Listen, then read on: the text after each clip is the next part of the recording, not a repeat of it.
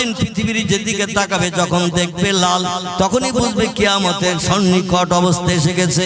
সাহাবীরা বলেন মাহিয়াল আহমার ইয়া রাসূলুল্লাহ, লাল বলতে কি বোঝায়?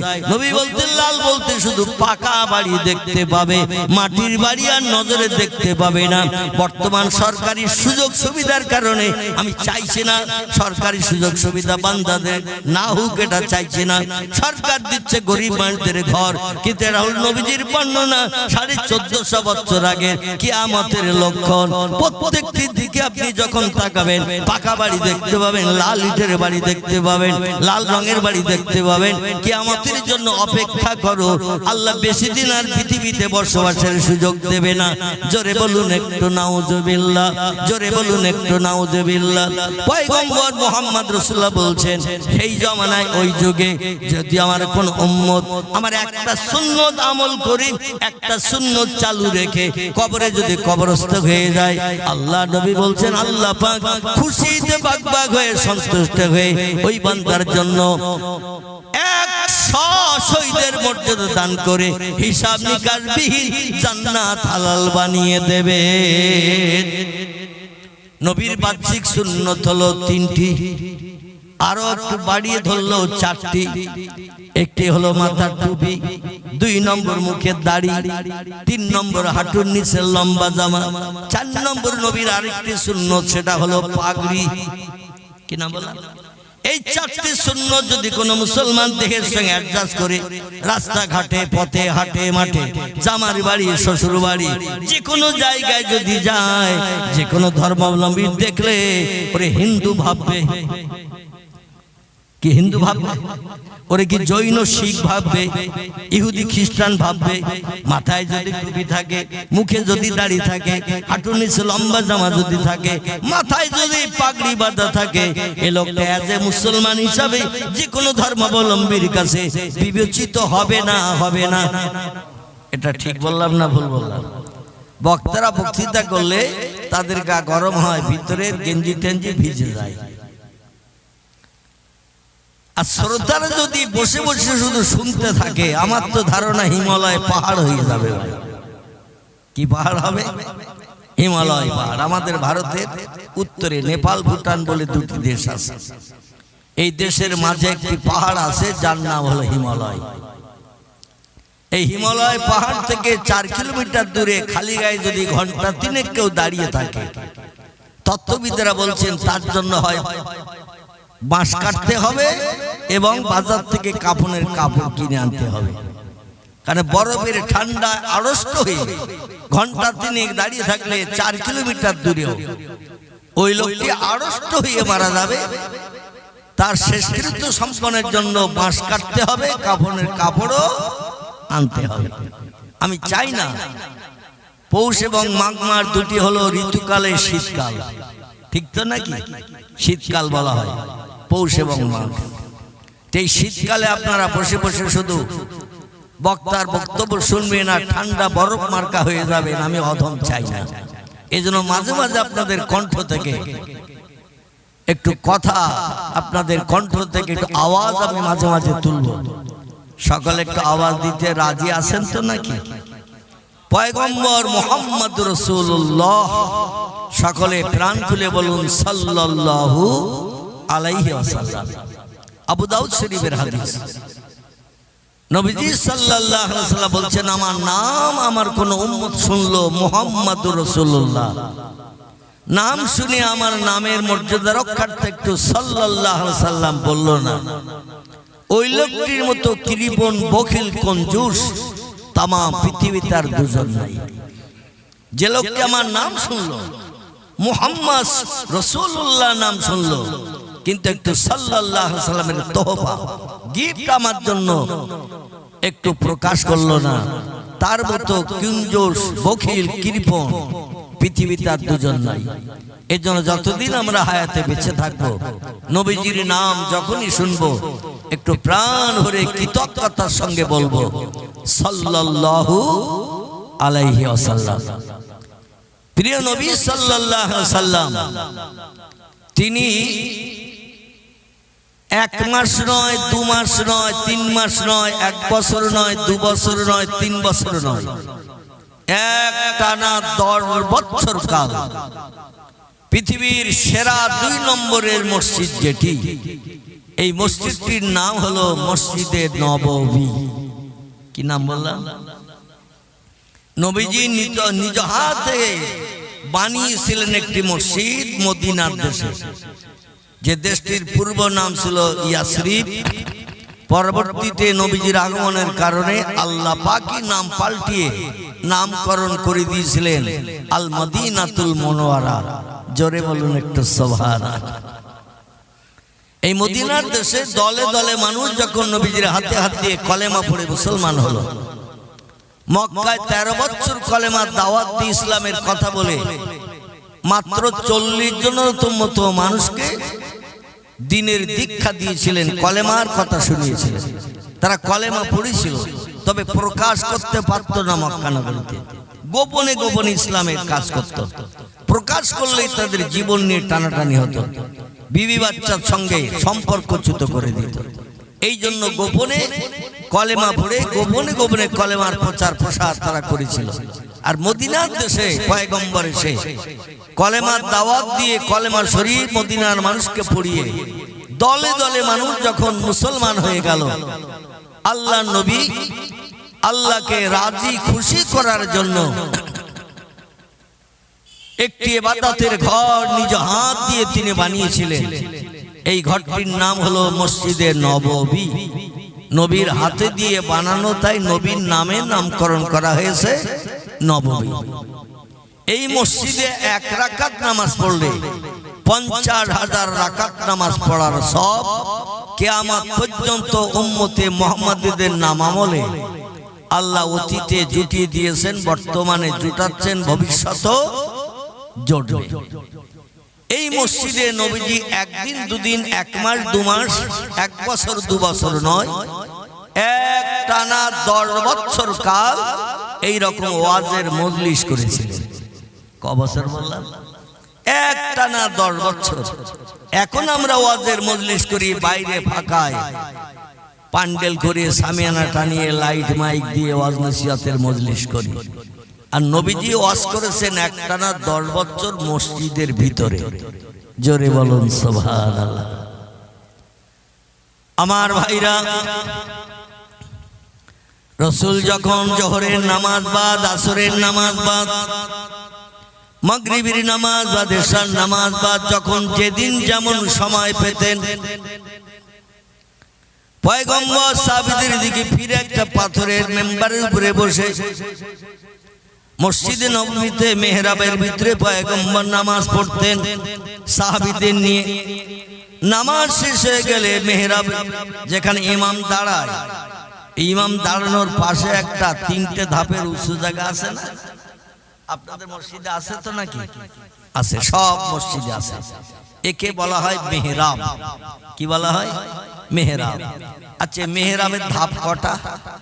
3টে। আচ্ছা, 4টে করলে করা যেত না? 2টো করলেও তো করা যেত, 3টি কেন? এ নিয়েও একটা তথ্য আছে।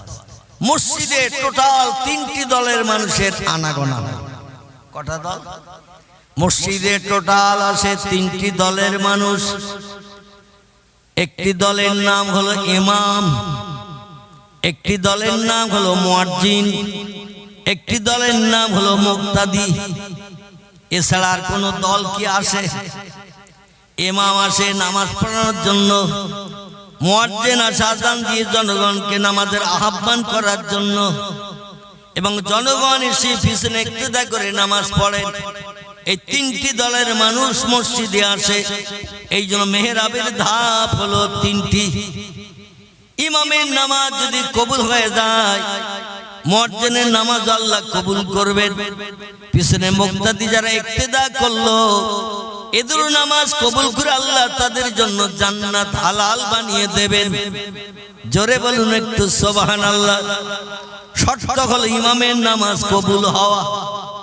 ইমামের নামাজ কবুল হলে মুয়াজ্জিনেরও হবে, আর মুয়াজ্জিনের নামাজ কবুল হয়ে গেলে মুক্তাদিরও হবে। আর ইমামের নামাজ যদি কবুল না হয়, যত খুশু খুজু নিয়ত করে মুয়াজ্জিন নামাজ আদায় করুক, মুক্তাদিরা যত খুশু খুজু নিয়ত করে নামাজ আদায় করুক, এদের নামাজ কিন্তু আল্লাহর দরবারে কবুল হবে না। এজন্য ইমাম সাহেবের মগজের দুশ্চিন্তা একটু দূর করার প্রয়োজন আছে মুক্তাদিদের। ঠিক বললাম না ভুল বললাম? ইমামের সংসারের দুশ্চিন্তা যদি মগজে থাকে, বিবি বাচ্চার দুশ্চিন্তা মগজে থাকে, রোগ বেমারির দুশ্চিন্তা মগজে থাকে, পয়সা কড়ির অভাব অনটন যদি মগজে থাকে, ইমামের নামাজ কিন্তু একাগ্রতায় হবে না। খুব ভালো করে বুঝবেন, ইমামের নামাজ কিন্তু একাগ্রতা হবে না। নামাজ পড়তে যা চিন্তা করে ডাক্তারের কাছে যাব, টাকা তো নেই। আমরা মসজিদে নামাজ পড়তে যাই, ইক্তেদা করি আমরা যখন আল্লাহু আকবার বলে তাকবীর তাহরিমা বাদি, অনেকের মনটা জুতোর কাছে থাকে না, থাকে না। জুতো সালাম ফেরানোর পরে আর লম্বা দোয়া ইমাম সাহেব করে, অত সময় থাকবে না, জুতো দুটো হয়তো হ্যাবিস হয়ে যেতে পারে। অনেকে মসজিদে নামাজ পড়তে যায়, বাড়িতে যদি একটু গোশত কিনে দিয়ে আসি, গরম গরম যে টেস্টফুল খাবো।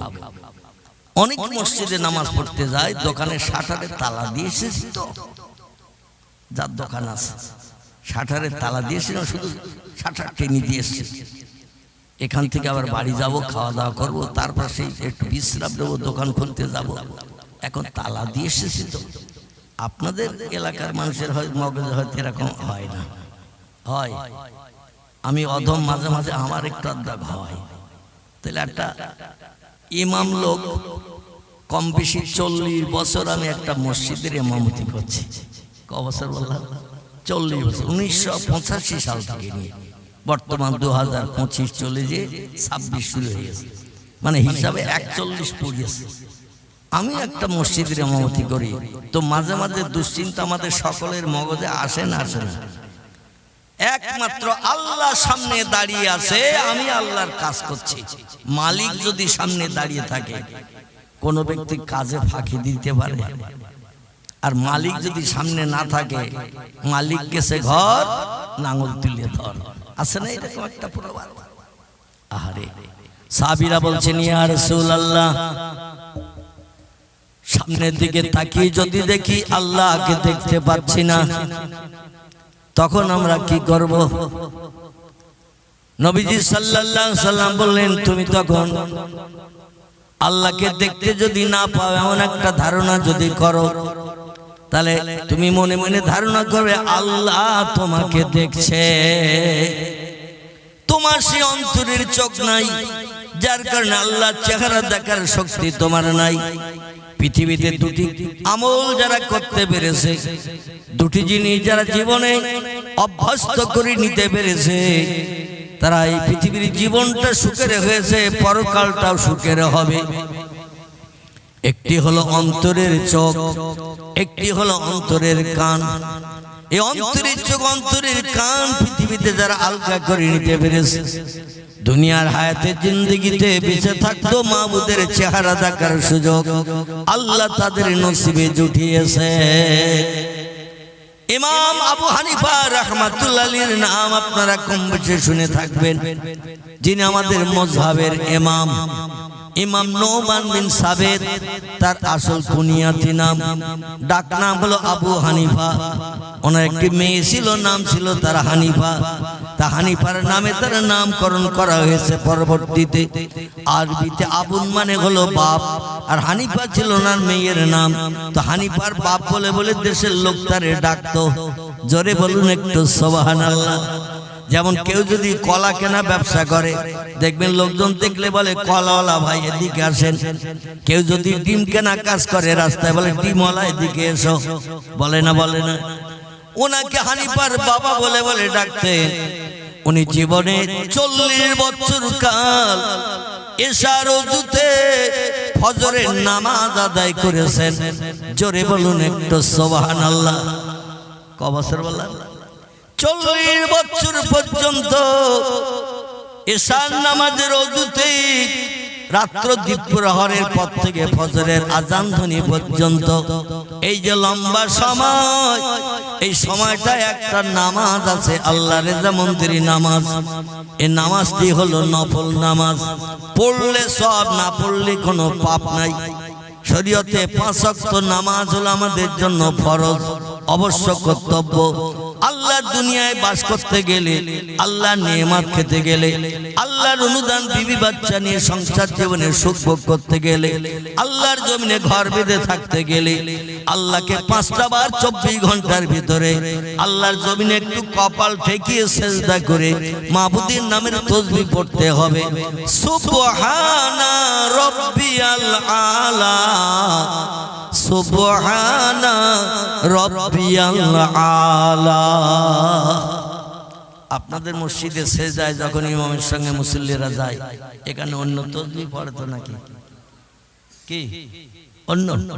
তাম পৃথিবীতে বর্তমান 256টির মতো দেশ বিদ্যমান। কটি বললাম? গুগল সার্চ করে দেখবেন, পৃথিবীতে বর্তমান দেশের সংখ্যা বলা হয়েছে 256টির মতো। Japan, German, England, Holland, Poland, Italy, Brazil, Thailand, Singapore, Burma, Rangoon, Hindustan, Pakistan, Bangladesh, Afghanistan, Iraq, Iran, Kuwait, Jordan, Arab, পারস্য, তুরস্ক, Libya, Nigeria, Indonesia, Malaysia, Sri Lanka, Burma, Tajikistan, Kazakhstan, Balochistan, Azerbaijan, Armenia, Saudi Arab, Arab আমির শাহী, শাম, সিরিয়া, মরক্কো, ইয়ামান, বুলগেরিয়া, মিশর, Jordan, পারস্য। এইভাবে বর্তমান পৃথিবীতে দেশের সংখ্যা আছে 256টির মতো। এমন কোন দেশ পৃথিবীতে নাই যে দেশে মসজিদ নাই। পৃথিবীতে বর্তমান 256টি দেশেই মসজিদ আছে। জোরে বলুন সুবহানাল্লাহ। বর্তমান পৃথিবীর 256টি দেশের ভিতরে মুসলমানেরা বসবাস করছে। বর্তমান পৃথিবীতে 256টা দেশে বিশ্বনবীর উম্মতরা আল্লাহর ইবাদত বন্দেগী করছে। কিন্তু এমন অনেক দেশ আছে যে দেশে হিন্দু নাই, জৈন নাই, শিখ নাই, বৌদ্ধ নাই, ইহুদি নাই, খ্রিস্টান নাই, কোল নাই, ভিল নাই, নাগা নাই, খাসা নাই, মুন্ডা নাই, আর্য নাই, অনার্য নাই, আদিবাসী নাই, সাঁওতালি নাই। এমন অনেক দেশ আছে, সে দেশে খুঁজলো একটা এইসব ধর্মাবলম্বী খুঁজে পাওয়া যাবে না। কিন্তু মুসলমান এমন একটা জাতি পৃথিবীর সব দেশে ঘর বেঁধে বাস করছে এবং আল্লাহর ইবাদতের জন্য সব দেশে মসজিদ বানিয়ে রেখেছে। এই মসজিদে যখন নামাজ হয়, সব দেশের রুল অফ রেগুলেশন, আইন, নিয়ম নীতিটি হলো সব দেশের নিয়ম হলো একই। ইসলাম শরীয়তের ইবাদতের কোনো পার্থক্য নাই।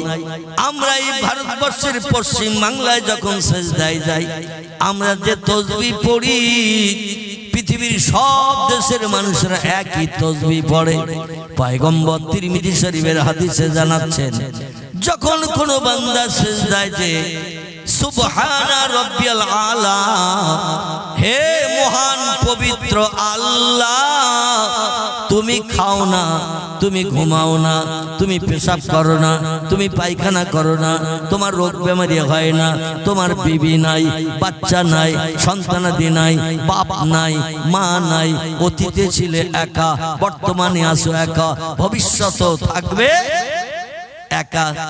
এই তাসবিহটা সেজদায় যে বান্দারা কপালে তোলা মাখিয়ে, নাকে খড় দিয়ে, নাক ঘাসনি দিয়ে, দুই চোখের পাশে দুটো হাত রেখে বাইরের দৃশ্য দেখা থেকে বঞ্চিত করে দিয়ে বান্দার জবানে যখন এই তাসবিহ ওঠে, আল্লাহর নবী তিরমিজি শরীফ, আবু দাউদ শরীফের হাদিস জানাচ্ছেন, কোন বান্দা যখন দুনিয়ার সব দৃশ্য দেখা থেকে বঞ্চিত হয়ে হাত দুটো দুই চোখের পাশে আড়াল করে রেখেছে, বাইরের কিছু যাতে দেখার সুযোগ না হয়, বান্দারা যদি মাত্র 2টি বার আল্লাহ নামের এই তাসবিহ সুবহানা রাব্বিয়াল আলা, এই তাসবিহ যদি 2টি বার পাঠ করে নেয়, পয়গম্বর বলছেন আল্লাহ পাক খুশিতে এত বাগ হয়ে যায়, এত আনন্দে আত্মহারা হয়ে যায়, ডেকে বলে, যা রে বান্দা যা, আমি তোর সারা জীবনের গুনাহ মাফ করে বেগুনাহ মাসুম বানিয়ে দিলাম।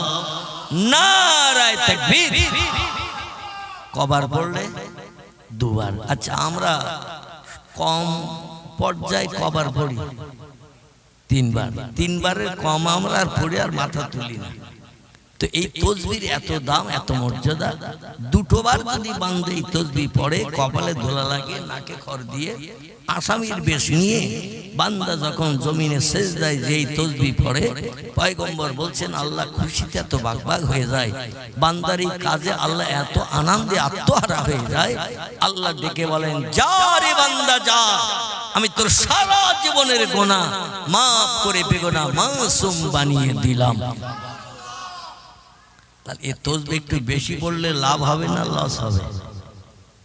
আমরা কম পড়ি 3 বার। মসজিদে যদি জুমার দিন জুমার নামাজ পড়তে যাই, কিংবা কোনো ওয়াক্তে আমরা ইক্তেদা করতে মসজিদে গেলাম, ইমাম সাহেবেরা সুবহানা রাব্বিল আলা, সুবহানা রাব্বিল আলা, সুবহানা রাব্বিল আলা 3 বার পড়ি, ওঠেন একটু বেশি পড়ে, ইমাম সাহেবরা একটু বেশি পড়ে। এখন আমরা এত ব্যস্ততায় মসজিদে যাই, চার দোকানে বসে থাকি, দেখবেন একটা টেলিভিশন যদি লাগানো থাকে শোকেসের মাথার দিকে টিকে, কত ঘন্টা পেরিয়ে যাচ্ছে খেয়াল নাই। ন্যাংটা নারী, ন্যাংটা পুরুষ, নাচ, ড্যান্স, মুস্কি হাসি, অঙ্গভঙ্গি দেখতে দেখতে ঘন্টার পর ঘন্টা পেরিয়ে যায়, সময় কখন পেরিয়ে যাচ্ছে খেয়াল রাখি না। আর বর্তমানে বিজ্ঞান প্রযুক্তির যুগে এক মেশিন বানিয়ে দিয়ে সিনেমা হলগুলো অকেজ করে দিয়েছে। মেশিনটার নাম কি? মেশিনের নাম মোবাইল মেশিন। আমার ভাইরা, বর্তমানে বিজ্ঞান প্রযুক্তির যুগে এই মেশিনটা আবার একটু নিউ মডেলের বানিয়ে দিয়েছেন, টাচ করলেই সঙ্গে সঙ্গে ফটো বেরিয়ে যায়। আপনাদের কারো কাছে হয়তো নাই, আছে? পয়গম্বর 1450 বছর আগে তিরমিজি শরীফের হাদিসে জানিয়েছেন, যে ঘরে জীবজন্তুর ফটো রাখা হয়, যে ঘরে জীবজন্তুর ফটো ক্যালেন্ডারে পিকচারে টানিয়ে রাখা হয়, ওই ঘরটি ইসলাম শরীয়তে নাজায়েজ হারাম সাব্যস্ত হয়। ওই ঘরে নামাজ, কালাম, তাসবিহ, তাহলিল, জিকির, আজকার, কোরআন তেলাওয়াত আল্লাহর দরবারে কোনোদিন কবুল হবে না। জীবজন্তুর ফটো, চলমান জীবজন্তুর ফটো আলা কোনো ক্যালেন্ডার যদি দেওয়ালের গায়ে টানিয়ে রাখা হয়, মাঝে মাঝে দোকানের মাল খেলে দোকানে হালখাতা হয় না? হয় না? এই দোকানে যখন হালখাতা হয়, দেখবেন প্রত্যেকটি খরিদ্দারের কাছে বাকি টাকি থাকলে তাদের কাছে হালখাতা করার জন্য একটা হালখাতা দেয়া হয়। অমুক দিন, 2 দিন, 3 দিন হালখাতা আমন্ত্রণ করলাম, সারা বছর মাল বেচা কেনা করেছি, আপনারাও কেনাকাটা করেছেন, কথাবার্তা বলতে যে কোনো কত অশান্তি টান্তি হতে পারে, বাক্য বিনিময় হতে পারে, তো নতুন খাতায় মহরত করা হবে, পূর্ণ দ্বন্দ্ব বিভেদ সব ভুলিয়ে যাওয়া হবে, আবার নতুন করে আমরা আবার আমাদের বেচা কেনা ব্যবসা বাণিজ্য শুরু করব। একটু আসবেন, একটু মিষ্টি মুখ করে ছেড়ে দেব। দোকানে গেলে হালখাতা করতে গেলে একটু মিষ্টি টিষ্টি দেয় না? দেয় না? বাকিদের মিঠিয়ে দিয়ে আসলেন, দোকানদারও খুশি, আপনিও খুশি। মাঝে মধ্যে অনেক দোকানে বসিও খাওয়ায়, আর অনেক দোকানে বাড়ির ছেলে মেয়েদের জন্য একটু প্যাকেটে করেও দিয়ে দেয় না? দেয় না? দিয়ে দেয়। দোকানদার বলছে, আমার যে একটা দোকান আছে, এটা অনেকে আপনার বাড়ির লোক কিংবা আপনজন আত্মীয় স্বজন জানে না, বোঝে না, তাই আমি একটা ক্যালেন্ডার ছাপিয়েছি, দোকানের নামটাও ক্যালেন্ডারে দিয়ে দিয়েছি। ক্যালেন্ডার যারা দোকানদাররা বিলি করে দেয়, দেখবেন ওতে দোকানের নাম লেখা থাকে, অমুক জায়গায় দোকান কি কি বিক্রি হয় তাও তলায় লেখা থাকে, এই দোকানে এই মাল পাওয়া যায়। ঠিক বলছি না ভুল বলছি? যদি আমার বক্তৃতার ভিতরে কোনো মিস্টেক হয়, আপনাদের মগজে ধরা পড়ে, সঙ্গে সঙ্গে নক করবেন। কারণ রাসূল বলছেন, কুল্লু বনি আদমা খাত্তাউন, প্রত্যেকটা আদম বংশধর ভুলে ভরা এবং গুনাহগার। কথা বললে ভুল হয়, কাজ করলে ভুল হয়। যে লোকটি বোবা, ওর সারা জীবন কথার ভুল পাওয়া যাবে? যে লোকটি প্যারালাইজড মার্কা, পঙ্গু, অচল, তার কোনো কাজের ভুল ধরা যাবে? কাজই করতে পারে না। এই জন্য কথা বললে ভুল হয়, কাজ করলে ভুল হয়। আমি কথা বলছি, আপনাদের মগজে, ব্রেনে যদি আমার কথাটা অ্যাডজাস্ট না হয়, মিল না হয়, সঙ্গে সঙ্গে একটু নক করবেন, আমি সংশোধন করে নেব যে আমার এই তথ্যটা দেয়া ভুল হয়ে গেছে, আমি সংশোধন করব। একজন ব্যক্তি ভুল করে সংশোধন করতে চাই না, এই লোকের নামটা কি একটু বলতে পারবেন? একজন লোক, সে ভুল করে ভুল স্বীকার করেনি, সংশোধন করতে চাই না, এ লোকটার নাম কি? বলতে না পারলে আলহামদুলিল্লাহ আমি আসি, আর যদি বলতে পারেন তাহলে আমি খুশিতে বাগ বাগ হব। এই লোকটার নাম কারো মগজে আসতেছে না? আলহামদুলিল্লাহ, আলহামদুলিল্লাহ। উত্তর সঠিক হলে আলহামদুলিল্লাহ, উত্তর ভুল হলে সংশোধন হবে ইনশাআল্লাহ। রাজি আছেন তো? তো চুপ করে বসে থাকলে হবে না, কারণ আমি সেই কথা আবার ফিরিয়ে নিয়ে যাব। পয়গম্বর 10 বছর একটানা ওয়াজ করেছেন পাথরের মেম্বারে বসে। নবীজির সেই 10 বছরের ওয়াজের নমুনা দেখে পরবর্তী যুগে সম্ভবত কিয়ামত পর্যন্ত হলেও হতে পারে, যেখানে ওয়াজ নসিহতের মজলিস হয়, শ্রোতারা যেখানে বসে থাকে, বক্তাও কি সেখানে নিচে একই জায়গায় বসে থাকে? থাকে, কারণ বক্তা যদি একই প্লেসে বসে থাকে, পিছনের ভাইরা বক্তার মুখ দেখতে পাবে? দেখতে পাবে না। বক্তার মুখ দেখে ওয়াজ না শুনলে কলিজা ভেজে না। ঠিক বললাম না ভুল বললাম? এবং ওই বক্তার মুখ দেখার জন্য সাহাবারা পাগল ছিল, যিনি ছিলেন পৃথিবীতে বিশ্ব সুন্দর। জোরে বলুন সুবহানাল্লাহ। তাফসীরে রুহুল বায়ান, তাফসীরে মাওজিহুল কোরআন, তাফসীরে বিজিলাল কোরআন, তাফসীরে মারিফুল কোরআন, তাফসীরে ইবনে কাসির, বিখ্যাত বিখ্যাত তাফসীরের ভিতরে লেখকেরা লিখেছেন, দুইজন পুরুষকে আল্লাহ তাম পৃথিবীতে বিশ্ব সুন্দর করে পাঠিয়েছিলেন। একজনের নাম ইয়াকুব নবীর বেটা, নাম ছিল তার ইউসুফ আলাইহিস সালাম। আর একজন বিশ্ব সুন্দর পৃথিবীতে পরবর্তীতে আগমন করেছিলেন, তার পিতার নাম ছিল আব্দুল্লাহ, মায়ের নাম ছিল আমিনা, সন্তানের নাম ছিল মুহাম্মাদুর রাসূলুল্লাহ সাল্লাল্লাহু আলাইহি ওয়াসাল্লাম। হযরত মাইশাতুল হুমায়রা থেকে বর্ণিত, তিরমিজি আবু দাউদ শরীফের হাদিস। উনি বলছেন, ইউসুফের চেহারা দেখে যুবতী মেয়েরা পাগল পারা হয়ে তারা লেবু কাটতে যে 4টে করে আঙুল কেটে দিয়েছিল, চেহারার থেকে নজর ঘোরাতে পারেনি। এত সৌন্দর্য চেহারা আল্লাহ ইউসুফকে দিয়েছিলেন। তারা যদি আমার স্বামী পয়গম্বর মুহাম্মদ রাসূলুল্লাহকে একবার দেখার সুযোগ পেত, হাতে আঙুল কাটা তো দূরে থাক, কলিজা পর্যন্ত কেটে বার করে দিত, কিছুই তাদের মনে থাকতো না। জোরে বলুন সুবহানাল্লাহ। তাহলে ইউসুফ নবীর চেহারা দেখতে বেশি সুন্দর না আমাদের পয়গম্বরের চেহারা দেখতে বেশি সুন্দর? হযরত আনাস বিন মালিক রাদিয়াল্লাহু বলছেন, আল্লাহি লা শাক্কা ফিহি, আমি সেই খোদার কসম খেয়ে বলছি, একদিন চাঁদনি রাতে পয়গম্বর আমারে ডেকে নিয়ে মদিনার পাহাড় এলাকার দিকে নিয়ে যাচ্ছেন। নবী আমারে ডেকেছেন, এতে আমি খুশিতে বাগবাগ আনন্দে আত্মহারা। আরো কত নামি দামি সাহাবী আছে, তাদের না ডেকে আমারে ডাকলেন। নবীজির সঙ্গে একটু রাতের বেলা পাহাড়ি এলাকায় যাচ্ছি। সেদিন ছিল আকাশে পূর্ণিমার চাঁদ, পুরো গোল চাঁদ। তাম মদিনা যেন দিনের মতো আলোকিত। পাহাড় পর্বত গাছপালা সব দূরে থাকলেও দেখতে পাওয়া যাচ্ছে দিনের আলোর মতো। আমি রাস্তায় পয়গম্বরের মর্যাদা সম্মান রক্ষার্থে পয়গম্বরকে সামনে দিয়ে আমি পিছনে পিছনে পয়গম্বরের যাচ্ছি। কিছুটা পথ মদিনা থেকে বাইরে বেরিয়ে যেয়ে আমি একবার আকাশের চাঁদের দিকে দেখছি।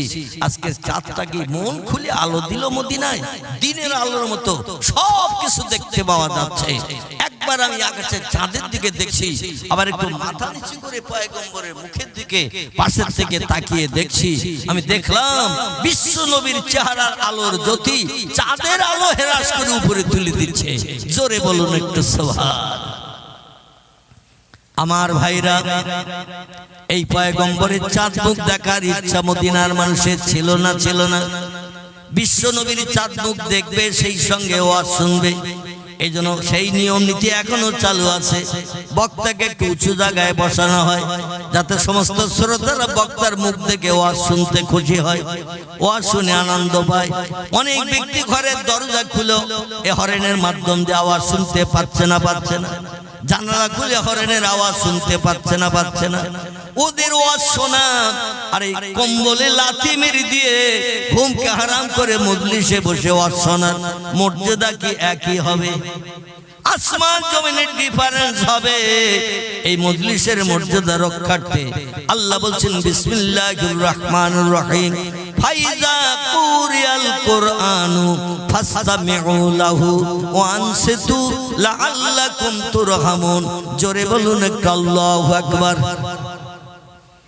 আল্লাহ কোরআনে তত্ত্ব কট করে পরি দিয়ে বলছেন ফায়দা কোরিয়াল কোরআন, যেখানে আমার আসমানি লৌহে মাহফুজের সংরক্ষিত মিষ্টি মধুর ভাষা সত্যবাণী সত্য কোরআন যেখানে পঠিত হয়, তেলাওয়াত হয়, কোরআনের আলোচনা যেখানে করা হয়, ফাস্তামিউ লাহু, একাগ্র চিত্রে মনোনিবেশ সহকারে কোরআনের আলোচনা শ্রবণ করতে থাকো।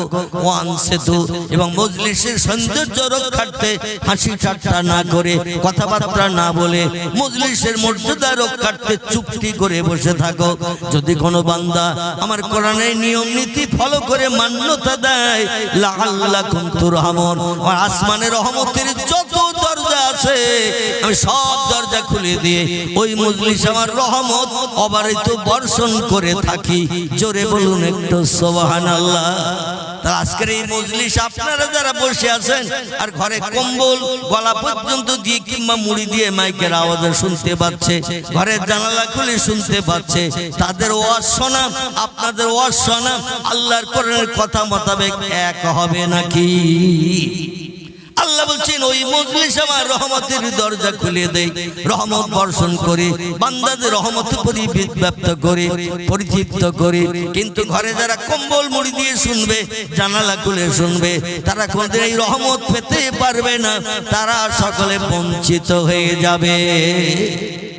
পয়গম্বর মুহাম্মদ রাসূলুল্লাহ সাল্লাল্লাহু আলাইহি ওয়াসাল্লাম ওয়াজ করতেন যখন আধা ঘন্টা 1 ঘন্টা 45 মিনিট, যখন যেদিন সময় পেতেন 10 বছর কাল একটানা মসজিদে নববীর মেহরাব সেই মেম্বার এখনো গেলে দেখতে পাবেন বিশ্ব নবী যেখানে দাঁড়িয়ে একটানা 10 বছর নামাজ পড়িয়েছেন, সেই জায়গাটা এখন হাজিকার দাঁড়াতে দেয়া হয় না, জায়গাটা সংরক্ষণ করা আছে। হাজী সাহেব যারা হজ পাক করতে গেছেন বাস্তব চোখে দেখে এসেছেন, উমরায় যারা গেছেন বাস্তব চোখে দেখে এসেছেন। বিশ্ব নবী মুহাম্মদ রাসূলুল্লাহর 10 বছরের জিন্দেগীর ইমামতির মেহরাব, এই মেহরাবের মাথায় আরবি ভাষায় লতার মতো জড়িয়ে লেখা আছে হাজা মেহরাবুন নবী সাল্লাল্লাহু আলাইহি ওয়াসাল্লাম। এটাই হলো বিশ্ব নবী মুহাম্মদ রাসূলুল্লাহর 10 বছরের ইমামতির জায়গা।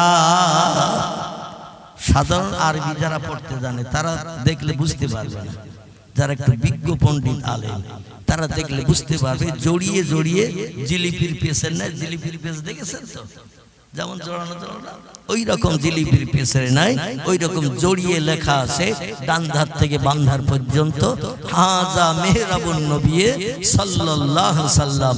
জোরে বলুন একটু সুবহান। পয়গম্বর এইখানে বসে বসে ওয়াজ নসিহত করতেন। সাহাবীরা যখন অন্যমনস্ক হয়ে যেতেন, সংসারের চিন্তায়, বাচ্চা কাচ্চার চিন্তায়, ব্যবসা বাণিজ্যের চিন্তায়, ওয়াজ শুনতে শুনতে যখন অন্যমনস্ক হতেন, পয়গম্বর বলতেন সাহাবীরা তোমরা কি বলতে পারো আমি কি তথ্যটা এখন দিলাম?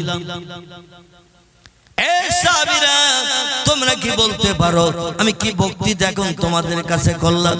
যারা এক মনে শুনতেন তাদের বলতে কোনো অসুবিধা হবে? এক মনে যারা শুনতেন তাদের বলতে অসুবিধা হবে না। তারা সঙ্গে সঙ্গে বলতেন ইয়া রাসূলুল্লাহ আপনি এই তথ্যটা দিয়েছেন। আল্লাহ নবী বললেন আবার বলো আমি কি বলেছি। হাদিস শরীফ এসেছে পয়গম্বর মুহাম্মদ রাসূলুল্লাহ সাহাবীরা সহিহ বুখারী শরীফ, মুসলিম শরীফ, তিরমিজি, আবু দাউদ, ইবনে মাজাহ, নাসাই, দারমি, দারকুতনি, বাইহাকি, তিবরানি, মুয়াত্তা মালিক, মিশকাতুল মাসাবি, ইবনে হাব্বান, আল হাকিম, আল মুস্তাদরাক, আত-তারগিব, আল হাসান, এগুলো সব সহিহ হাদিসের কিতাবের নাম। লেখকেরা লিপিবদ্ধ করেছেন বিশ্ব নবীর জবানি, কিছু কম বেশি 3.5 লক্ষের মতো। কতটা? এই সহিহ হাদিসের কিতাবের ভিতরে বিশ্ব নবীর সাহাবীদের দিয়ে লেখকেরা লিপিবদ্ধ করেছেন পুস্তকের পৃষ্ঠায়। হাদিসের কিতাবের ভিতরে লিপিবদ্ধ আছে কিছু কম বেশি 3.5 লক্ষের মতো। কিয়ামত পর্যন্ত কোন ব্যক্তি যদি পয়গম্বরের জবানি মিথ্যা ধারণা করে, ভুল ধারণা করে, মুহাম্মদ মূর্খ মানুষ ছিল, বর্তমান 21 শতাব্দীর যুগে, জ্ঞানের যুগে মুহাম্মদের কথা আর মানা যাবে না, মুহাম্মদের কথা মেনে চলা যাবে না। আল্লাহর পাক কালাম কোরআন মাজিদ সম্পর্কে কোন মুসলমান যদি এমন ধ্যান ধারণা করে, বাদ দাও তো 1500 বছর আগে গুদম পচা কোরআন, জোরে বলুন একটু নাউজুবিল্লাহ। এমন মন্তব্য বিধর্মীরা করতে একটু ভয় পায়, মুসলমানের ছেলেদের কোনো ভয় নাই। এরা এমন মন্তব্য করে, বাংলাদেশের গোটা চারেক ছেলের নাম কি বলবো, একজন নাম হাফেজ ইমরান, কোরআনের বিরুদ্ধে বিভিন্ন ধরনের সমালোচনা করেছেন। আমার ভাইরা এমন করে আসাদ নূর বলে একজন হাফেজ কারি মাওলানা, কোরআনের বিরুদ্ধে বিভিন্ন মন্তব্য করেছেন। আমার ভাইরা বলছেন আল্লাহর কোরআনে আল্লাহ সব ভুলভাল তত্ত্ব দিয়েছে, আসলে কোরআন আল্লাহর বাণী না, কোরআন হলো মুহাম্মাদের কথা। চিল্লায়ে বলুন একটু নাউজুবিল্লাহ। বর্তমান একবিংশ শতাব্দীর যুগে এই কিছুদিন আগে তোলপাড় হয়েছিল মোবাইল মেশিনে, অসীম সরকার বলে একজন মন্তব্য করেছিল না কোরআনের বিরুদ্ধে, ইসলাম শরীয়তের জ্ঞানগম্য কিছু নাই, শরীয়ত সম্পর্কে কিছুই জানে না, কোরআন হাদিসের জ্ঞান কিছুই রাখে না। বাংলা বই পড়লেই কেউ লোকটা যোগ্য আলেম হয়, বাংলা বই পড়লে যোগ্য আলেম কি হতে পারবে নাকি? অন্তত 16-18 বছর মাদ্রাসার ধুলা ঘষাতে হবে, কোরআন হাদিসের জ্ঞান অর্জন করতে হবে, গ্রামার সম্পর্কে তথ্য অর্জন করতে হবে, তারপরে সেই লোকটি আলেম হিসাবে বিবেচিত হয়। কোরআন হাদিসের কোনো জ্ঞান নাই। আমি শুনলাম খবরে, যাই হোক আমি তো বড় মেশিন ব্যবহার করি না, আমি অতীতকাল থেকে নিয়ে বর্তমান কাল পর্যন্ত ফোনে একটু কথা বলার জন্য একটা মেশিন ব্যবহার করি, যেটা আমার কাছে এখনো আছে। দেখাবো না, না দেখালে বিশ্বাস করবে। আমি একটা মেশিন ব্যবহার করি, আমার কাছে আছে। আমি এই বড় মেশিনটা পছন্দ করি না, ব্যবহার করি। এই যে আমার মেশিন, অতীতকাল থেকে নিয়ে বর্তমান কাল পর্যন্ত একটু কথা বলার প্রয়োজন কর্তৃপক্ষদের সঙ্গে, তাই কথা বলি। কারণ বর্তমানে যে মেশিন বিজ্ঞান বানিয়ে দিয়েছে একটু লম্বা মার্কা, ওতে একটু টাচ করলেই প্রথম মনের মানুষ বেরিয়ে যাবে না, যাবে না। অধিকাংশ মোবাইলওয়ালার কাছে যদিও অবিবাহিত হয়, যদিও অবিবাহিত হয়, অবৈধ প্রেমিকার ফটো টাচ করলেই বেরিয়ে যাবে। ইসলাম শরীয়তে বিবাহ ছাড়া কোনো মেয়ের সঙ্গে কথা বলা যাবে, বিবাহ বন্ধন ছাড়া প্রেম প্রীতির গল্প গুজব করা যাবে, হাসি ঠাট্টা করা যাবে, আমরা তলায় বটতলায় তেঁতুল তলায় ডেকে গল্প করা যাবে, কথা বলা যাবে। এখন এই শীতকাল হয়েছে প্রেমের জমাট বাঁধার কাল, প্রেমের জমাট বাঁধার কাল হলো এই শীতকাল। দেখবেন সন্ধ্যার প্রাককালে দুটো খেয়ে যদি মেয়ে মোমেনা একটু কম্বল মুড়ি দেয়, মা মনে করছে বোধহয় নিশ্চিন্তে ঘুমাচ্ছে, ঘুমোক, সামনে ফাইনাল পরীক্ষা, কিন্তু সারা রাত কম্বলের ভিতরেও অ্যাকশন চালাচ্ছে। এখানকার মেয়েরা ভালো, এদের আমি বদনাম দেব না, কারণ শীতকাল তো, আবার কত কষি দিলে আমি আরো বেশি অসুস্থ হয়ে যাব। আমার পূর্ববর্তী বক্তা বলছিলেন আল্লাহ 4 বছর অধমকে কঠিন রোগে আক্রান্ত করে রেখেছিলেন। আমার 2টি কিডনি ড্যামেজ হয়ে গিয়েছিল। 3.5 বছর একদিন বা একদিন বসিরহাট থেকে কলকাতা আমাকে ডায়ালিসিস করতে যেতে হয়েছে।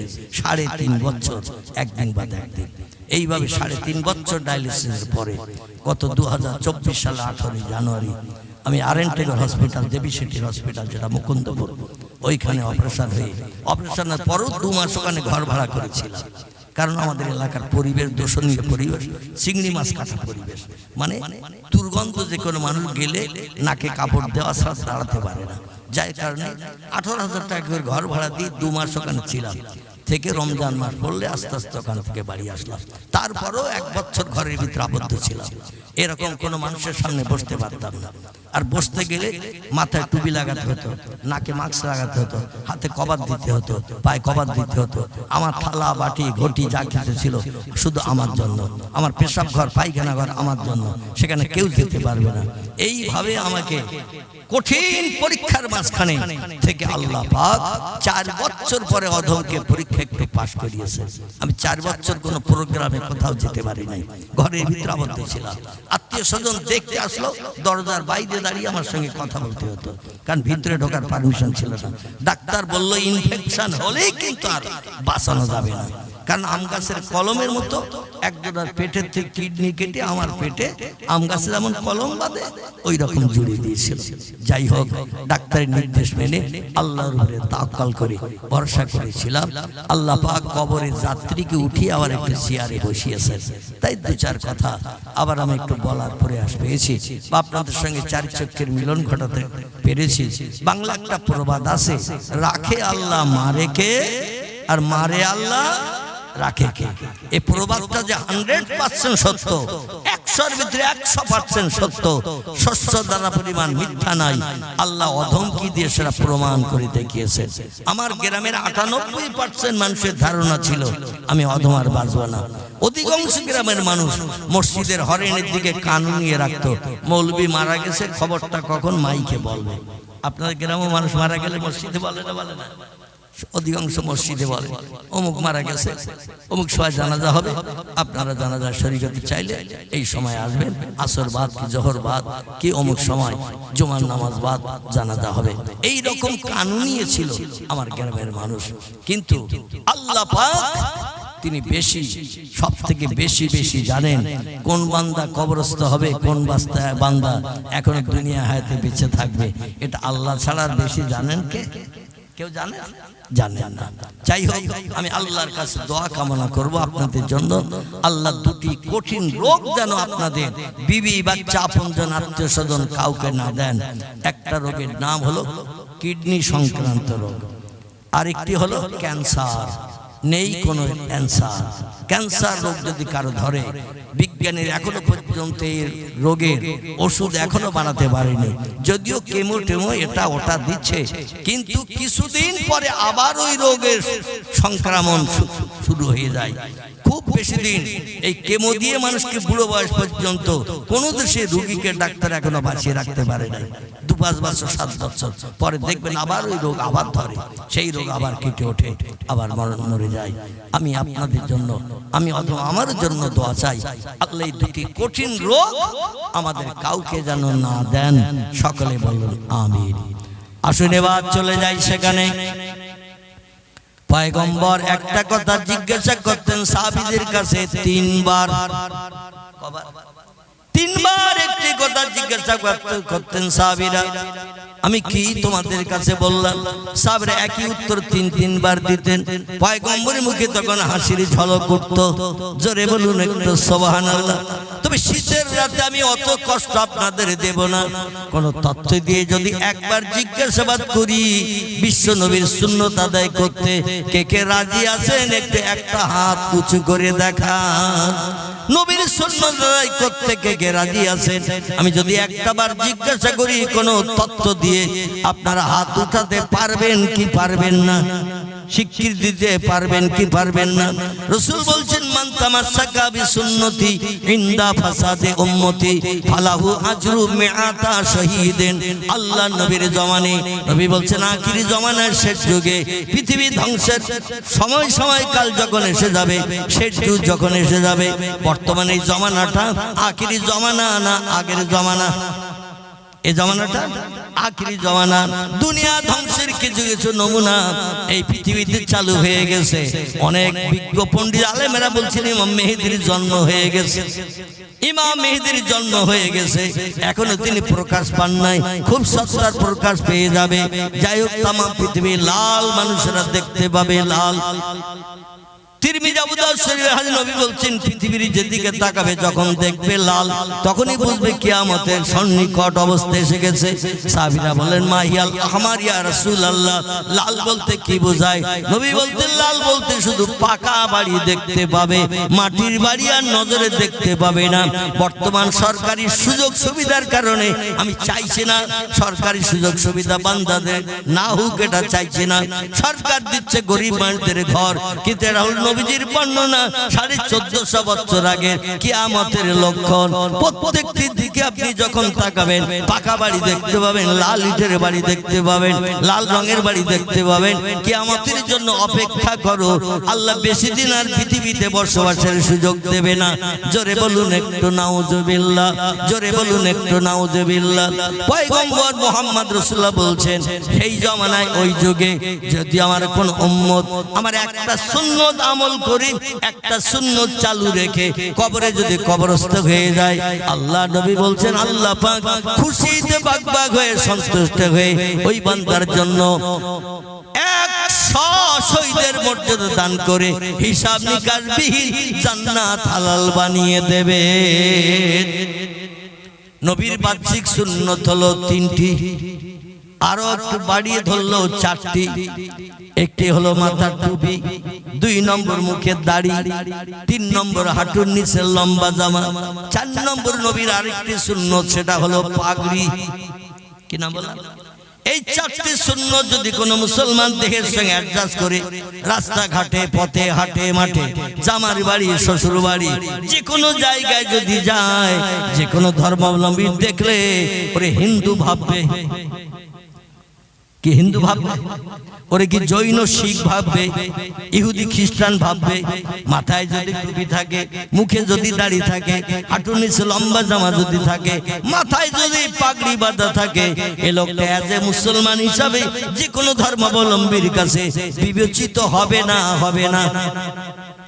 আমার ভাইরা, আল্লাহ নবীর এই সুন্নতির ভিতরে একটা সুন্নত যদি আপনি আমল করে মরণের দিন পর্যন্ত চলতে পারেন, নবী বলছেন হাসরের মাঠে আল্লাহ প্রত্যেকটি বান্দাকে হাজির করাবেন।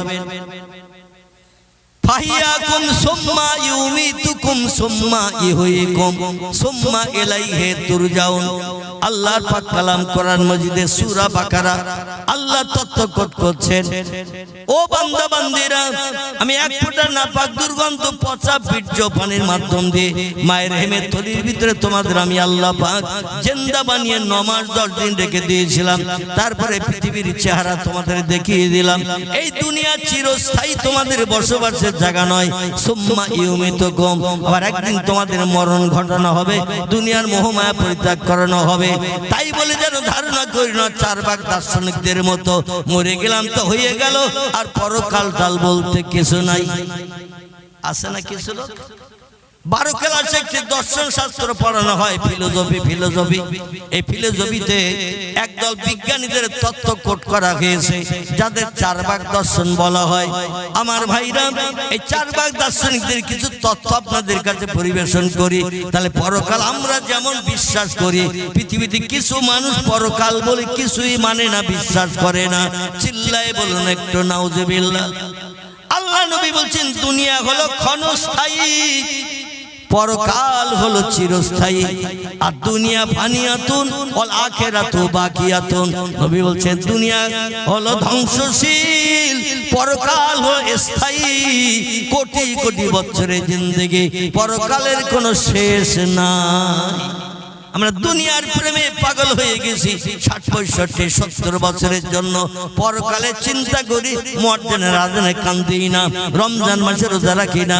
রমজান মাসে দেখবেন মুসলমানের ছেলেরা চার দোকানে বসে 13 কাপ করে চা খায় দিনের বেলা।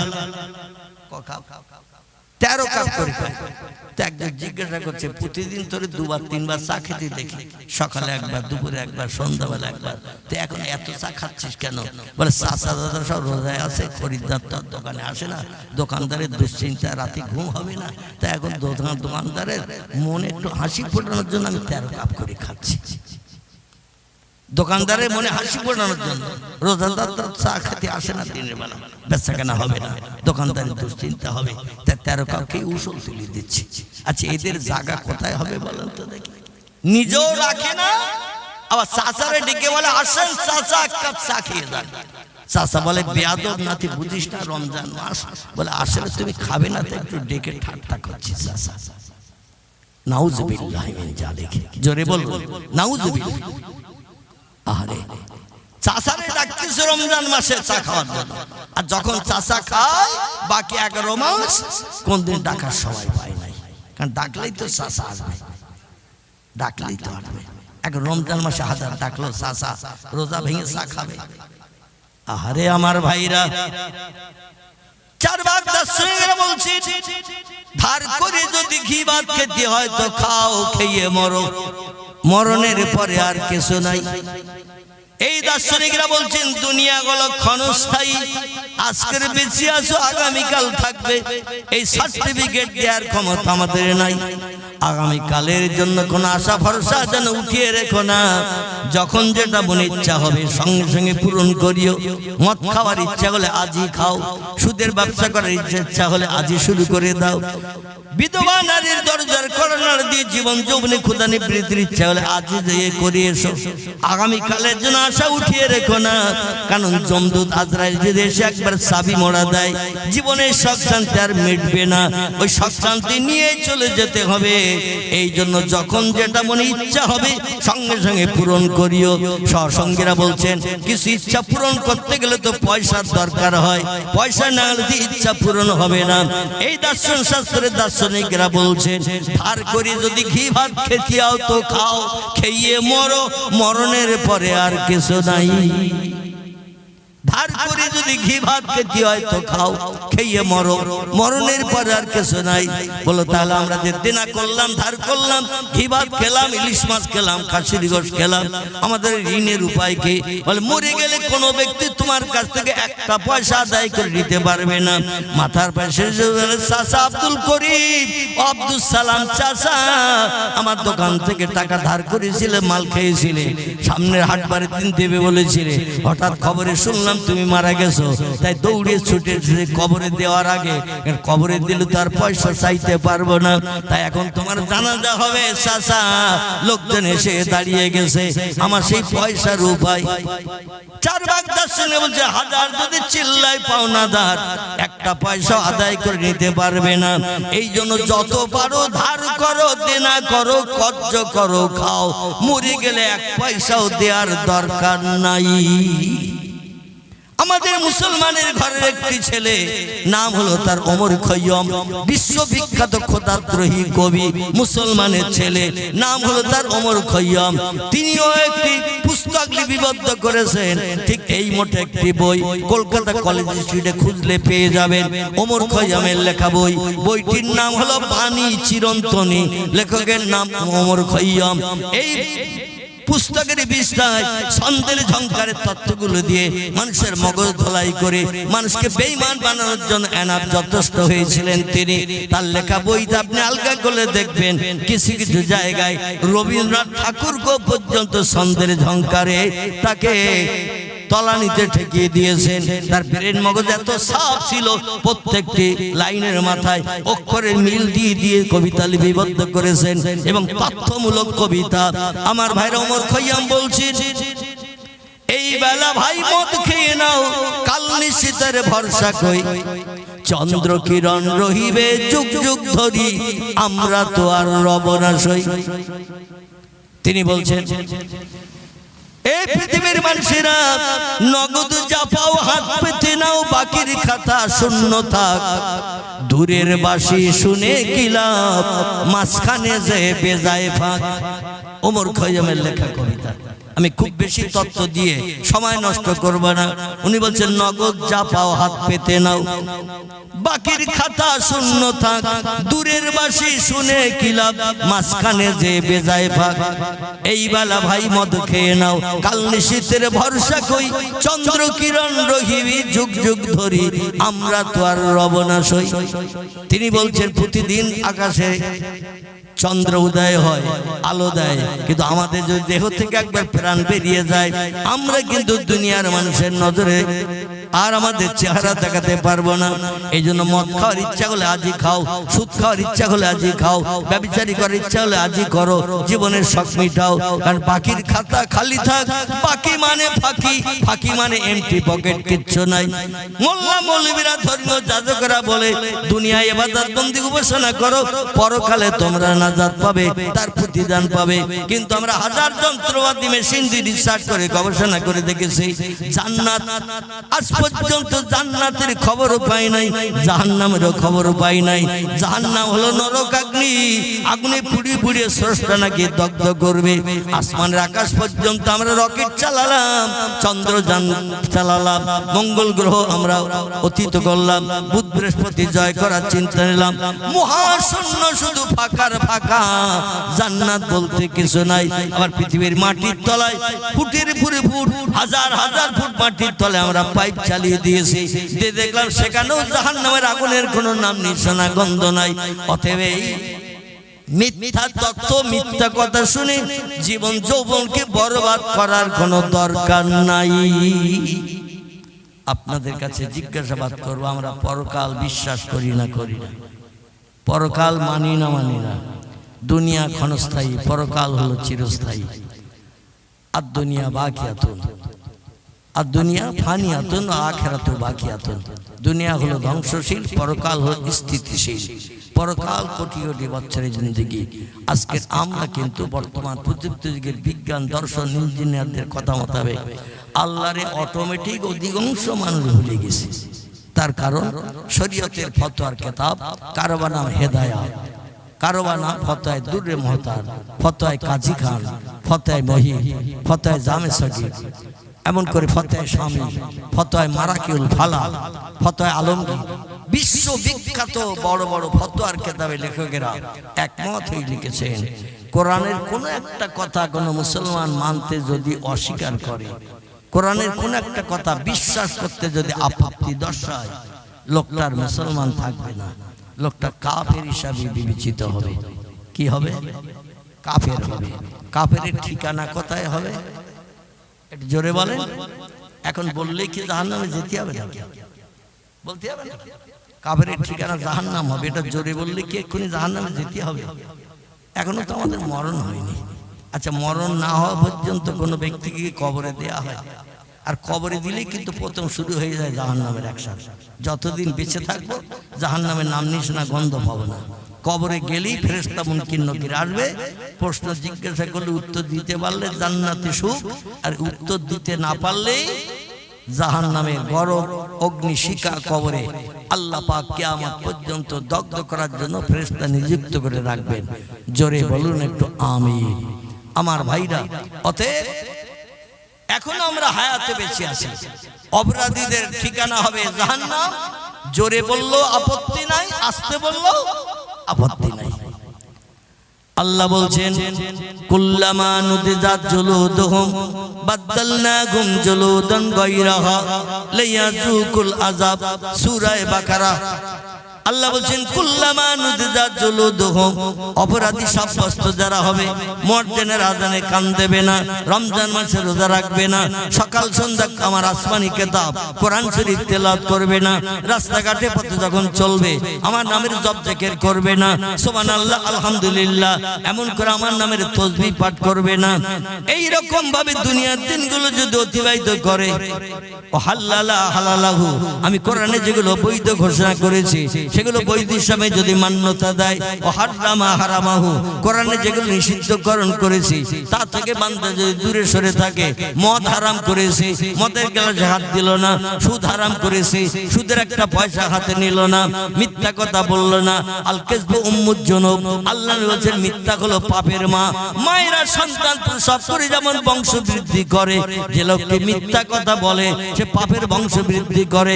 বিশ্ব নবী তিরমিজি শরীফের হাদিসে জানিয়ে দিয়েছেন, একটা বার মিথ্যা কথা বললে একটানা 40 দিন, আরবাউনা ইয়াওমান লাইলান, একটানা 40 দিন তার নামাজ কালাম তাসবিহ তাহলিল কোরআন তেলাওয়াত জিকির আজগার আল্লাহর দরবারে কোনদিন কবুল হবে না।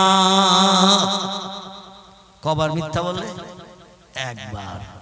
কারণ জবান প্লেট যদি আপনি খারাপ করেন, এই প্লেটে যত নামি দামি নাস্তা কোনো কাউকে দেন, ও নাস্তা নেবে খাবে। প্লেটে যদি পায়খানা লাগানো থাকে, আর যদি 40 টাকা দামের রসগোল্লা বড় বায়না দিয়ে তৈরি করে কাউকে দেন, ওই প্লেটে পায়খানা লাগানো আছে, তাতে দেয়া আছে রসগোল্লা, কোন অতিথি খাবে? প্লেট ঠেলে দেবে কিনা? আল্লাহ বলছে জবান প্লেটটাকে পরিষ্কার কর, তারপর আমার কাছে তওবা নাস্তা রেডি কর। সূরা ফাতিহা, সূরা ইখলাস, দরুদ শরীফ যা কিছু পড়বি, প্লেট তোর জবান প্লেট যদি ভালো হয় আমার কাছে সব তওবা আমার কাছে পছন্দনীয় হবে। আর যদি জবান প্লেটই খারাপ হয়, নোংরা হয়, তোর কোন ইবাদত আমি আল্লাহ কবুল করব না, আমি নেব না। জোরে বলুন একটু নাউজুবিল্লাহ। আল্লাহ বলছেন কুল্লামা নুদিজাত জুলুদুহুম, বান্দাদের যখন বান্দীদের যখন জাহান্নামের আগুনে নিক্ষেপ করা হবে অপরাধ করার কারণে, হাসরের মাঠে মিজানের দাড়ি পাল্লায় পাপের পাল্লা ভারী হওয়ার কারণে ফেরেশতাদের দিয়ে লোহার শিকলের দড়ি গলায় পারিয়ে যখন আমি গরু ছাগলের মতো হড়হড় করে টেনে নিয়ে যেতে বলবো, ফেরেশতারা আমার হুকুমের অপেক্ষায় থাকবে। ও মালাইকাতুন গিলাজুন শিদাদুন লা ইয়াসুনাল্লাহা মা আমারাহুম ওয়া ইয়াফআলুনা মা ইউমারুন। আল্লাহ কোরআনে তথ্যকট করে দিয়ে বলছেন আমার ফেরেশতাদের এমন সাজে এমন ধাঁচে বানিয়েছি, আমি ফেরেশতাদের যখন যেটা করতে বলি ফেরেশতারা সঙ্গে সঙ্গে আমার হুকুমকে বাস্তবে রূপ দান দেয়। ওয়া ইয়াফআলুনা মা ইউমারুন, যখন যেটা করতে বলি সঙ্গে সঙ্গে সেটা করে আমার মুখে হাসি ফোটায়। ফেরেশতা আমার হুকুম তামিলতে এক সেকেন্ডও দেরি করে না। জোরে বলুন একটু সুবহানাল্লাহ। আমাদের যদি কাউরে কিছু করতে বলা হয় ও আগে চিন্তা করবে কিনা এই কাজটা করলে সময় নষ্ট হবে, দেখে পরিশ্রম হবে, তারপরে লাভ হবে কিনা। কোন কাজ করতে গেলে আগে লাভ লস আমরা যাচাই করি কিনা। কাজ করতে গেলে সময় লাগবে 3 ঘন্টা, পরিশ্রম হবে, দেখে রেখে মেজারে জার হয়ে যাব, কিন্তু যদি লাভ না পাই ও কাজ আমরা কেউ করতে যাই, ফেরেশতারা লাভ লস কিছুই বোঝে না, ওরা বোঝে আল্লাহর হুকুম তামিল করে আল্লাহর বুকে হাসি ফুটানো। জোরে বলুন একটু সুবহানাল্লাহ। আল্লাহ যেই বলবেন বান্দা অপরাধী সাব্যস্ত হয়ে গেছে, মিজানের দাড়ি পাল্লায় ওয়াকিমুল ওয়াজনা বিল কিসতি ওয়ালা তুকসিরুল মিজান। আল্লাহ অ্যাডভান্স তথ্য জানিয়ে দিয়ে দিয়েছেন কে সাদা কে কালো, কে ধনী আর কে গরিব, কে এমন করে পঙ্গু, কে এমন করে অন্ধ। আমি আল্লাহ পাক কাউরে চেহারা দেখে হাসরের মাঠে বাড়তি ফ্যাসিলিটি দেব না, আর কারো চেহারা খারাপ দেখতে বলে তারা বাড়তি বিপদে ফেলবো না। আমি বান্দাদের কোন চেহারা দেখি না। ইন্নাল্লাহা লা ইয়ানজুর ইলা সুওয়ারিকুম ওয়া আমওয়ালিকুম ওয়ালাকিন ইয়ানজুর ইলা কুলুবিকুম ওয়া আমালিকুম। রাওয়াহু মুসলিম। ইমাম মুসলিম বিন হাজ্জাজ রাহমাতুল্লাহি ওনার কিতাব সহিহ মুসলিম শরীফে হাদিসটি তিনি নকল করেছেন, লিপিবদ্ধ করে দিয়েছেন। পয়গম্বর বলেছেন ইন্নাল্লাহ, নিশ্চয় আল্লাহ পাক, লা ইয়ানজুর, কখনোই তাদের দিকে তাকাবেন না, কখনোই তাদের দিকে নজর করবেন না। এলা সুয়ারিকুম, যারা চেহারা গৌরব বংশ গৌরব দিকে পৃথিবীতে অহংকারী করে চলেছিল। ও আমওয়ালিকুম, টাকা পয়সা ধন সম্পত্তি অগাধ ছিল, জায়গা জমি ছিল, পয়সা কড়ি ব্যাংক ব্যালেন্স অনেক ছিল, কোটি কোটি কোটি কোটি টাকা ছিল। দুনিয়ার মানুষকে করায়ত্ত করেছে, দুনিয়ার মানুষের কাছে নেতৃত্ব করে আঙুল ঘুরিয়েছে। জনগণ তার টাকা পয়সা জায়গা জমি দেখে আত্মসম্মান মর্যাদা উচ্চ শিক্ষিত দেখে তার কথার দাম দিয়েছে, মর্যাদা দিয়েছে। কিন্তু হাসরের মাঠে বান্দারা যখন আসবে আমি তাদের চেহারা সৌন্দর্য দেখে আমি আল্লাহ তাদের জন্য বাড়তি ফ্যাসিলিটি দেব না। অর্থ সম্পদ কোটি কোটি টাকা ছিল, জায়গা জমি ছিল, হাসরের মাঠে আমার তরফ থেকে শস্য দানা পরিমাণ আমল নামা ছাড়া বাড়তি ফ্যাসিলিটি পাবে না। সাহাবীরা বলেন ইয়া রাসূলুল্লাহ, অর্থ সম্পদে হাসরে যদি কাজ না হয়, চেহারা সৌন্দর্যে হাসরে যদি কাজ না হয়, নায়ক মার্কা নায়িকা মার্কা দেখতে অপরূপা সুন্দরী অপরূপা সুন্দর, এতে হাসরে যদি কাজ না হয়, দুনিয়ার কত নায়ক এমন করে যারা সিনেমার অভিনেতা অভিনেত্রী এরা কোন জায়গায় আসলে হাজার হাজার লক্ষ লক্ষ মানুষ তাদের দেখতে আসে, আর আল্লাহ হাসরে মাঠে কিছু একটি মর্যাদা কি দেবে না। নবী বলছেন লা ইয়াইহাল আসহাব, শুননাও জেনে রেখে দাও, ওয়ালাকিন ইয়ানজুর ইলা কুলুবিকুম ওয়া আমালিকুম। আল্লাহ পাক হাসরে মাঠে দুটি জিনিস বান্দাদের নজর করে মহব্বতের নজরে তাকাবেন। একটা হলো তাদের অন্তরাত্মা, কলব, অন্তরাত্মা ভালো না খারাপ আল্লাহ এটা দেখবেন। আর 2 নম্বরে আরেকটা জিনিস আল্লাহ দেখবেন, সেটা আমালিকুম, বান্দার আমলনামা সৎ কাজ বেশি না খারাপ কাজ বেশি। এই দুটি জিনিস আল্লাহ দেখবেন।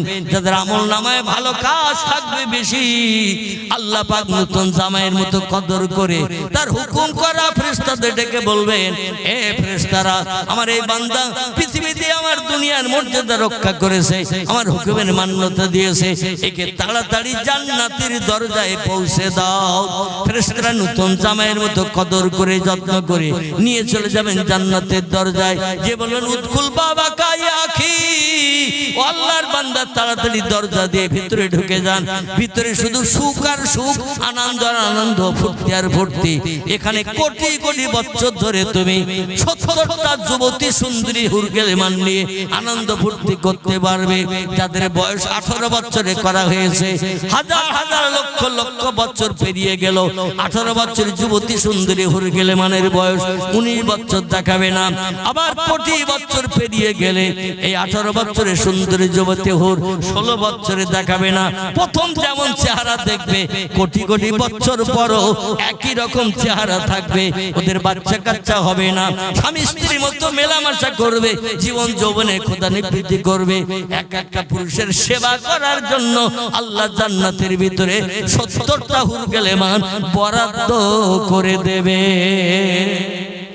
তিরমিজি শরীফের হাদিস, পয়গম্বর বলছেন এই জান্নাতি বান্দা জান্নাতের ভিতরে ঢুকেছে, যদি কোনো জিনিস খাওয়ার মনে মনে অনুভব করেন, ইয়ালামু খায়নাতাল আয়ুনে ওমা তুখফিস সুদূর। আল্লাহ বলছেন দুনিয়ার বান্দা বান্দিরা চোখ টিপে ইশারায় অনেকের সঙ্গে কথা বলো, যার সঙ্গে বলো সেই বুঝতে পারে, অন্য মানুষ বুঝতে পারে না ইশারায় কি আলাপ হচ্ছে। রাতের গভীরে সারা পাড়ার মানুষ ঘুমিয়ে আছে, রাত 1টার সময় ঘুম থেকে ঠেলে উঠেছো, সারা পাড়ার মানুষ ঘুমিয়ে, গভীর রাত। এখন কার পুকুরের মাছ ধরতে যাবে, কার গাছের ফল পাড়তে যাবে, কার ক্ষেতের ফসল কাটতে যাবে। ও বান্দা, রাত 1টা 2টার সময় তুমি ছাড়া বাড়ির আপনজন কেউ জানে না, সবাই ঘুমিয়ে রয়েছে। কিন্তু ধারণা করিও না তামাম পৃথিবীর সব সৃষ্টির মতো আমি আল্লাহ ঘুমিয়ে আছি।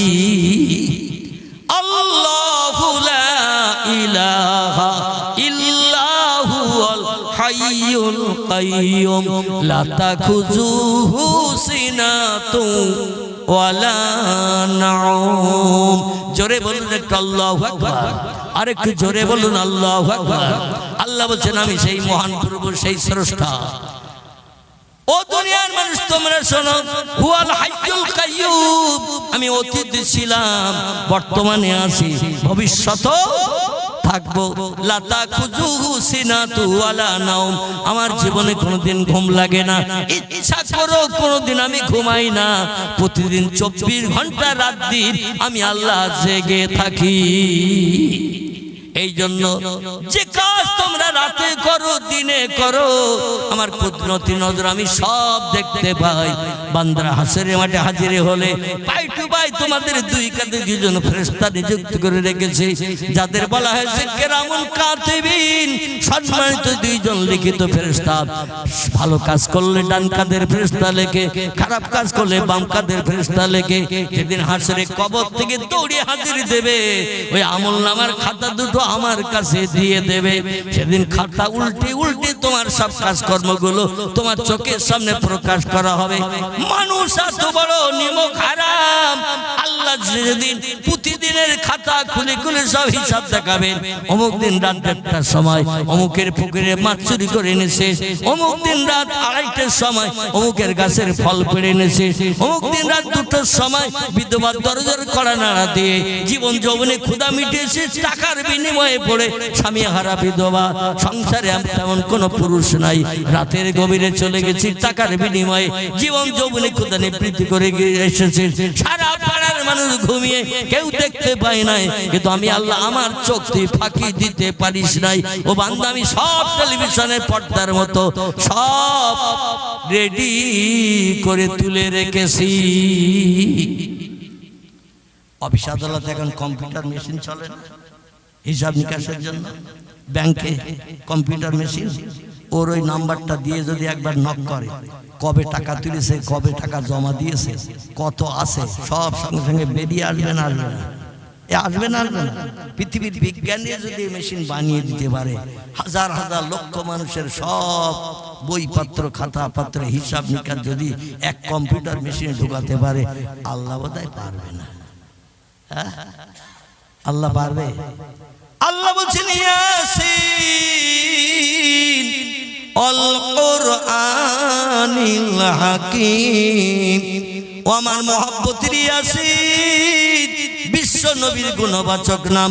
আল্লাহ নবীদের কাজকর্ম, চলা বলা, খাওয়া দাওয়া, ওঠা বসা আল্লাহর কাছে এত প্রিয় পছন্দনীয় হয়েছিল। আল্লাহ নবীদের কাজকর্ম দেখে কিছু নাম, গুণবাচক নাম ধরে ধরে পয়গম্বরে ডেকেছেন। একটি নাম ধরে ডেকেছেন ইয়াসিন বলে, একটি নাম ধরে ডেকেছেন তাহা বলে, একটি নাম ধরে ডেকেছেন মুজাম্মিল বলে, একটি নাম ধরে ডেকেছেন রাহমাতাল লিল আলামিন বলে। জোরে বলুন একটু সুবহানাল্লাহ। আল্লাহ ডেকে বলছেন, আমার মহব্বতের ইয়াসিন আপনি শুনে নিন, আপনার উম্মতদের জানিয়ে দিন, আল কোরআনুল হাকীম, আমার মহিমান্বিত আসমানে সেরা কিতাব যার নাম হলো আল কোরআন। আমি কোরআনকে মহাবিজ্ঞান করে আপনার উম্মতের কল্যাণের জন্য পৃথিবীতে পাঠিয়ে দিয়ে দিয়েছি। ফালা আলাইকা, আর কোনো জিনিসের প্রয়োজন হবে না। মা ফাতাকা মেনহু, আমার কোরআন আপনার উম্মতের ভবিষ্যৎ জীবনে সুখ স্বচ্ছন্দে জীবন বসর করার জন্য, পৃথিবীতে বসবাস করার জন্য আমার কোরআন আপনার উম্মতদের জন্য এনাফ, যথেষ্ট। জোরে বলুন একটু সুবহানাল্লাহ। তবে এই কোরআন যদি আপনার উম্মতরা বিশ্বাস না করে, কোরআনের কথাগুলো যদি মান্যতা না দেয়, আল্লাহ কোরআনে বলছেন, ইন্নাল্লাযীনা কাফারু ওয়া কাযযাবু বিআয়াতিনা উলাইকা আসহাবুন নারি হুম ফিহা খালিদুন। জোরে বলুন একটু আল্লাহু আকবার। আল্লাহ বলছে, ইন্নাল্লাযীনা কাফারু, নিশ্চয় যারা আমাকে স্রষ্টা বলে মান্যতা দিল না, আমারে কেউ চোখে দেখেনি, না দেখে বিশ্বাস করার আরবি নাম হলো ঈমান। না দেখে বিশ্বাস করার নাম হলো ঈমান, যেটা চোখে দেখা যাবে না, এটা না দেখে বিশ্বাস করতে হবে। আমরা যারা এই মজলিসে বসে আছি, আমরা সারা জীবনে আল্লাহর কবার দেখতে পেয়েছি? কেউ কথা বলে না। আমরা কবার দেখেছি আল্লাহরে? দেখতে পেয়েছি কেউ? ভবিষ্যতে মরণের আগ পর্যন্ত পাবে কেউ? ইমাম নোমান বিন সাবেত বলছেন, আমি যার কথা পূর্বে বলছিলাম, বলতে বলতে রেখে এসেছি আমাদের মাযহাবের ইমাম সাহেব, যিনি যার মতাদর্শ আমরা মেনে চলি, ইনি বলছেন, আমি 40 বছর কাল এশার ওযুতে তাহাজ্জুদের নামাজ সহ ফজরের নামাজ আদায় করেছি। আমি আমার জীবনে ঘুমের ঘোরে ফজরের নামাজের পর, ইমাম আবু হানিফা বলছেন, ফজরের নামাজের পরে রাতের ঘুমের ক্লান্তি দূর করার জন্য ফজরের নামাজের বাদে ওই জায়নামাজের ডান কাঁধে কাঁধ হয়ে শুয়ে পড়েছি। আমি আমার জীবনে 82 বার আমার আল্লাহর দেখার সুযোগ পেয়েছি। কবার? ইমাম আবু হানিফা এই বলছেন, আমি প্রতিদিন এশার নামাজের পরে রাতের বেলা দুটো খেয়ে দিয়ে একটু বিশ্রামে পতিত হতাম। রাত দ্বীপ্রহরের আগে উঠে যেতাম। দ্বীপ্রহরের আগে উঠে যে ওইখান থেকে রাত দ্বীপ্রহরের পর থেকে নিয়ে ফজরের আজান ধ্বনি পর্যন্ত একটা লম্বা টাইম আছে। এই লম্বা টাইমটায় একটা নামাজ আছে, নামাজ। এই নামাজটির নাম আল্লাহ কোরআনের 15 পারার সূরা বনী ইসরাইলে এই নামাজটির নাম কোট করে দিয়েছেন। জোরে বলুন একটু সুবহানাল্লাহ। বিসমিল্লাহির রহমানির রহিম। ওয়া নুনাজ্জিলু মিনাল কোরআনি মা হুয়া শিফাউ ওয়া রাহমাতুল লিল মুমিনিন। আল্লাহ বলছেন, ও বান্দা বান্দিরা, জ্বর যদি হয়, সর্দি কাশি হয়, পেট ব্যথা, মাথা যন্ত্রণা, cancer, tumour, stroke, heart attack, plague, AIDS, যত ধরনের রোগ পৃথিবীতে থাক না কেন, ডাক্তারের কাছে যেতে হবে না, কোন বন্ধুর কাছে যুক্তি নিতে হবে না, কোন ডাক্তার দেখাবো, এই রোগে আক্রান্ত হয়েছে। আল্লাহ আমার কোরআনের একটি নাম দিয়ে দিয়েছে, শেফা। শেফা শব্দটি আরবি ভাষা, ইংরেজিতে বলা হয় মেডিসিন, বাংলার নাম হলো ঔষধ। আল্লাহ বলছে, তোমাদের সব রোগের ঔষধ আমি কোরআনে ভরে তোমাদের ঘরে পৌঁছে দিয়েছি। আর কারো কাছে যেতে হবে না, কারো কাছে হাত পাততে হবে না। আমার কোরআন তোমাদের জন্য যথেষ্ট। একটু জোরে বলুন, আমার কোরআন তোমাদের জন্য যথেষ্ট। এই কোরআন আল্লাহ পাক, কোরআন যে যথেষ্ট, এই কোরআনে আল্লাহ পাক একজন পয়গম্বরের জীবনী কোট করে দিয়ে দিয়েছেন। এই পয়গম্বরের নাম হযরত আইয়ুব আলাইহিস সালাম। কি নাম বললাম? টোটাল কোরআনের ভিতরে লক্ষাধিক পয়গম্বরের ভিতর থেকে ছাঁটাই করে বাছাই